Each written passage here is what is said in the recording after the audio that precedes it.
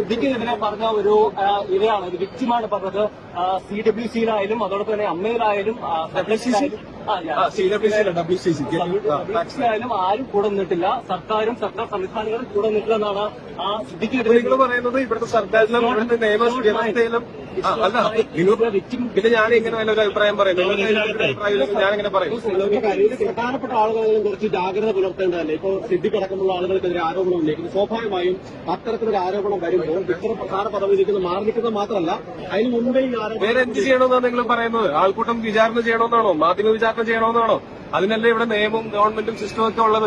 അത് അങ്ങനെ തന്നെ നടക്കണം. അത് നിങ്ങളുടെ ഇൻഡസ്ട്രിക്കകത്ത് വലിയ രീതിയിൽ മാറ്റം അനിവാര്യമാണെന്ന് തോന്നുന്നില്ല. കാരണം ഇത്ര രീതിയിലുള്ള മാറ്റം അനിവാര്യമാവേണ്ടത് നിങ്ങളത് TRPക്ക് വേണ്ടിയിട്ടല്ലാതെ ആത്മാർത്ഥമായിട്ട് ഇതിൽ ബുദ്ധിമുട്ട് അനുഭവിക്കുന്നവർക്ക് വേണ്ടി നിങ്ങൾ നിലകൊള്ളണം എന്നുള്ളത് മാത്രമാണ് ഇതിനകത്തുള്ള ഏറ്റവും പ്രധാനപ്പെട്ട മാറ്റം. ഇത് സിനിമയ്ക്കകത്ത് മാത്രം നടക്കുന്ന കാര്യമാണെന്ന് നിങ്ങൾ പറയുന്ന സമയത്ത് അതല്ലെന്നും മാധ്യമ സ്ഥാപനങ്ങൾ നടന്നിട്ടുള്ള കാര്യങ്ങൾ എനിക്ക് കൃത്യമായിട്ട് അറിയാം, നിങ്ങൾക്കും കൃത്യമായിട്ട് അറിയാം. അപ്പൊ ഇത് ഏതെങ്കിലും ഒരു ഇൻഡസ്ട്രിയിലോ അല്ലെങ്കിൽ ഒരു ജോലി സ്ഥലത്തോ മാത്രമല്ല ഇങ്ങനെ ഒരു മാറ്റം വേണ്ടത്. ഇങ്ങനെയുള്ള മാറ്റം ലോകത്തെ എല്ലായിടത്തും എല്ലാ ജോലി സ്ഥലത്തും സ്ത്രീകളാണെങ്കിലും കുട്ടികളാണെങ്കിലും പുരുഷന്മാരാണെങ്കിലും മുതിർന്നവരാണെങ്കിലും ആരാണെങ്കിലും അവർ ജോലി സ്ഥലത്ത് സുരക്ഷിതരായിരിക്കണം എന്നുള്ളത് അത് പ്രത്യേകിച്ച് പറയേണ്ട കാര്യമുണ്ട്.